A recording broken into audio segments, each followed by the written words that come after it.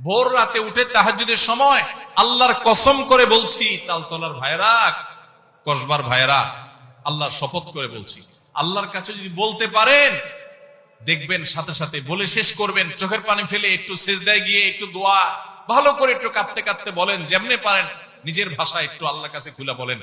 বলার পর দেখবেন নিজের মনটা অনেক হালকা হয়ে গেছে। আমি অর্থের কষ্টে আছি, আমি একজনকে বললাম ভাই অর্থের কষ্টে আছি, তার কাছে আমি ছোট হলাম না বড় হলাম? কারোর কাছে ছোট হইতে কারোর ভালো লাগে?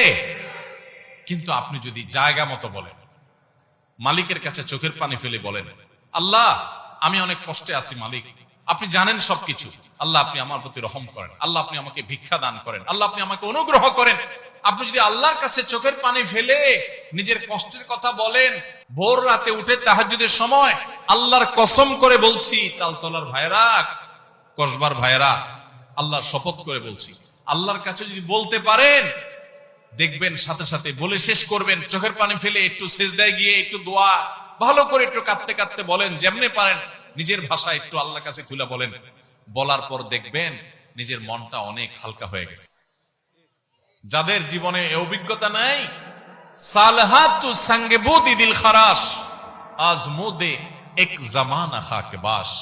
বহুকাল পাথর হয়েছিলে, কিছু সময় একটু মাটি হয়ে দেখো ভাই, একটু মাটি হয়ে দেখো, একটু মাটি হয়ে দেখো, আল্লাহর কাছে একটু বিনম্র হয়ে দেখো, আল্লাহর কাছে একটু ছোট হয়ে দেখো, একটু চোখের পানি ফেলো ভাই, একদিন একটু ভোর রাতে উঠো।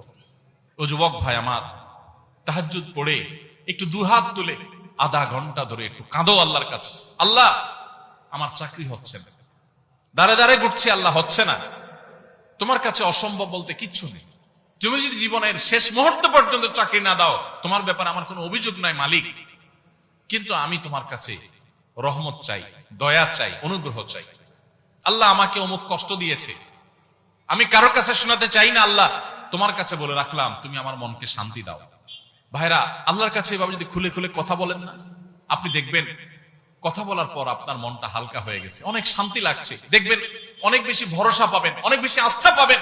আল্লাহ শপথ করে বলছি, পরীক্ষা হলেও, পরীক্ষা করে হলেও আল্লাহর কাছে নিজের অভিযোগগুলো বলার অভ্যাস গড়ে তোলেন, চেষ্টা করেন। তাহাজ্জুদে পড়ে, তাহাজ্জুদে উঠতে পারেন না, দিনের বেলা রাতের বেলা 2 রাকাত নফল নামাজ পড়ে কোন একটা কোনায় দাঁড়িয়ে বসে দুহাত তুলে আল্লাহর কাছে একটু চোখের পানি ফেলেন, একটু চাইতে থাকেন। মুখে কিচ্ছু বলতে পারেন না, দরকার নাই, শুধু চোখের পানি ফেলেন আর মনের ভাষায় কথা বলেন। আল্লাহ তাআলা আলিমুম বিযাতিস সুদূর, অন্তরে মানুষ কি বলে সেটাও আল্লাহ জানেন। শুধু চোখের পানি ফেলে আল্লাহর কাছে অভিযোগগুলো বলেন, ইনশাআল্লাহ